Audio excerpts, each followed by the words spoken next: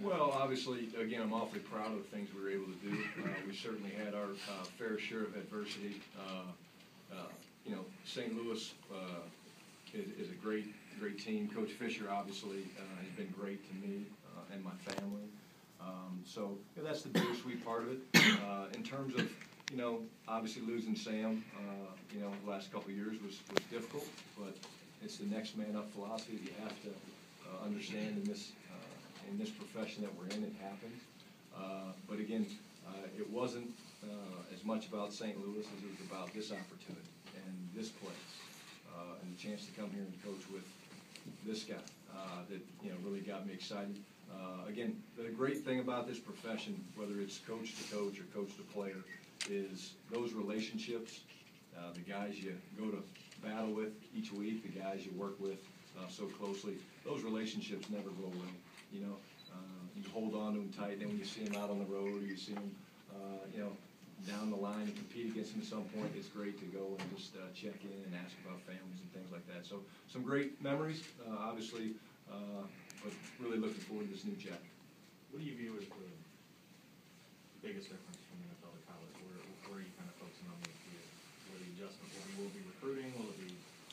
Well, I think obviously recruiting is the biggest difference. I mean, football is football. Again, like Coach talked about, we can sit here and talk, run schemes or pass protection schemes, and regardless of what you call it, that's not a huge difference. But the recruiting part of it, I'm really excited about.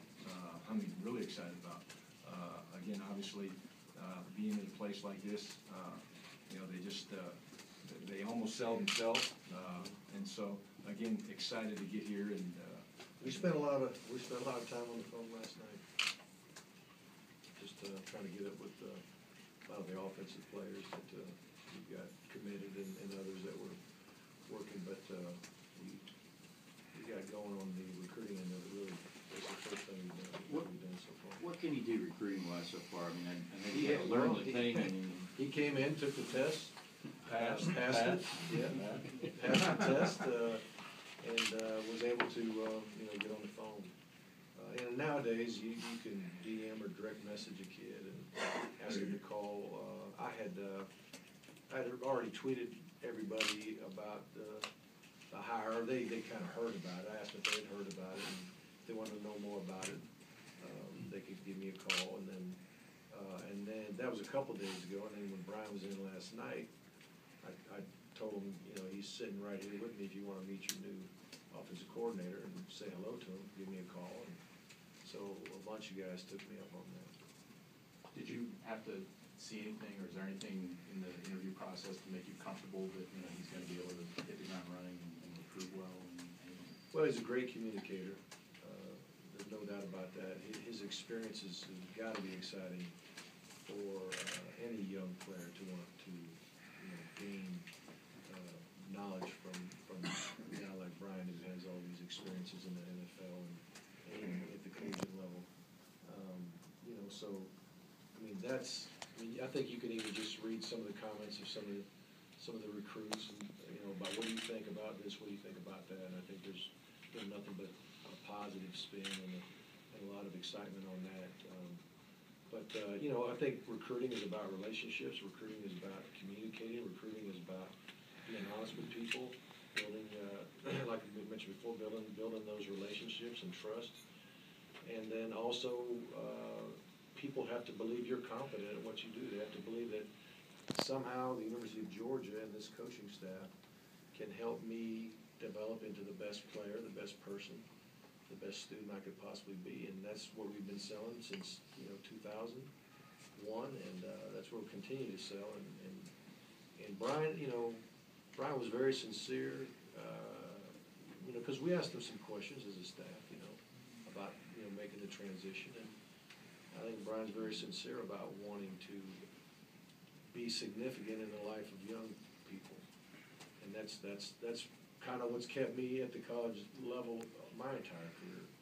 Earlier on, could I have moved on to NFL? I had opportunities, but I always felt like this age group of guys are a group that are still moldable and teachable, and I think we can make a difference in their lives. And I think that's what Brian articulated to the staff about his desire to come back and also, wanted to bless his family through the process.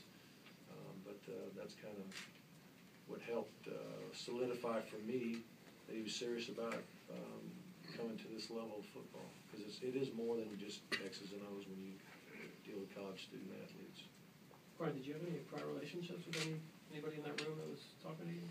No, I didn't. I think I met Coach last year. We came and worked out Aaron here. I think you were stuck somewhere and had to drive up. Mhm. So he wasn't real friendly maybe at the time because, he'd been in a car, I think, for a while. But no, but again,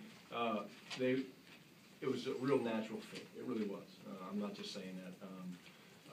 Sometimes you sit in an interview or sometimes you sit in a place and you can't wait to get out of there. This was not the case. It was great give and take, and again, felt really good about the people, obviously, that coaches surrounded himself with, and guys will be easy to work with, and again, that gets you excited. It gets you excited to want to come to work, and again, kind of walk shoulder to shoulder with these guys, and I'm just thrilled. Got time for one more question? Did you call Mike Bobo when you decided to pursue this, or maybe talk to any other assistants who have been here just to talk about their experience? I've talked to the assistants out here. Coach Bobo reached out to me, which I really appreciate. He sent me a text. Shows the type of person he is. Just say, good luck. You'll love it. But again, getting to know the guys today has been great, and again, look forward to those being long and meaningful relationships. Okay, we'll